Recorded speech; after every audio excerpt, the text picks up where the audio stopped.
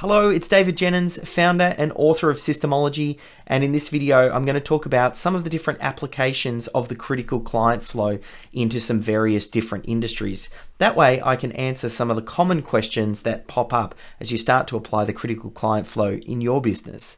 Now, if you're not familiar with what the critical client flow is, make sure you check out the book Systemology. You can get it over on Amazon.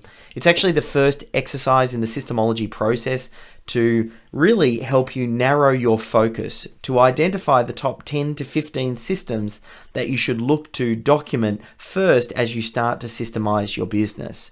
And the whole idea is, if we can map the linear journey that your prospect and client goes through as your business delivers your core product or service, then that becomes a great place for you to start as you systemize your business. Now you can see the template on the screen, which is what I'm going to walk you through here. And I wanted to actually show you the critical client flow in one of the industries that I frequently get questions about, which is the restaurant industry. For any industry like the restaurant industry, or maybe an e-commerce business where maybe the sales cycle is a little bit shorter, like you're not meeting with a client and qualifying them and issuing out a proposal and following them up, because let's say the restaurant industry doesn't have that sales approach, sometimes when people work through the critical client flow, because the prompts are there to kind of cover a broad base of businesses, they sometimes have trouble making that leap. So I wanted to kind of walk you through that now. Now I've blocked out the client name here, but you can see this one, the target client are office workers near the restaurant looking to dine in, and the primary product here is the front of house dining experience. Now again, if we map the linear journey that target client goes through to deliver the front of house dining experience, you'll notice the way that the business gets attention is through walk-in, website, referrals, and they're also doing some media publications. So that looks quite familiar. Then they move down here, and when the inquiry comes in, they're looking to make a booking through a booking app, or maybe walking in off the street, or maybe they're calling in to make their reservation.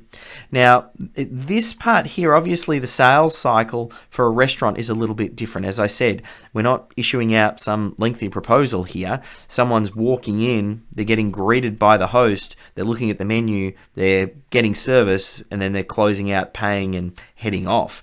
So this whole sequence in here, I think the big lesson here is it's okay to leave some of these boxes empty if they don't apply. Similarly with something like the e-commerce business, where someone visits a website, they add a product to a shopping cart, and then they check out. Again, there's not a lengthy sales process, so having those boxes empty is okay. We're just looking for that linear journey from start to finish, from grabbing the attention of your target audience all the way through to delivery, and then getting them onto your database so they can come back and do repeat purchase for your business. But again, looking at the hospitality business here, they're greeted by the host, then they have the delivery or the floor service. At the end of that, they go up the front, they close out, and they pay, and they follow up.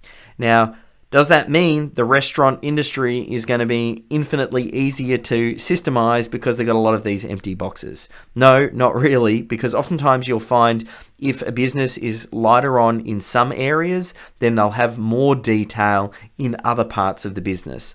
Again, think about a restaurant. They would need to set up front of house and back of house. They're going to have to prep food. There's a lot of things that go on around the delivery of that food, and that is going to be quite complex, and there's going to be a range of systems underneath those. Not to mention, as you move into the sixth stage in Systemology, where we talk about scale and we move around the different departments, there's going to be a range of other systems that are probably more relevant in the food industry, the restaurant business. For example, just ordering of stock. So there's going to be a range of different systems that will apply. But if you go through that thinking and you just look for the start, getting someone's attention, all the way through to delivery of that core product or service, and then getting someone to come back, every business has a critical client flow in it. Like, that's just business. We're talking about finding the ideal target client, mapping the most probable linear journey that they go through, and Every business has that. So hopefully that gives you some ideas. Of course, if you've got any more questions, you can jump into the Systemology community and get those answered, or at the very least, start off with a copy of the Systemology book. All right, we'll catch you in the next video.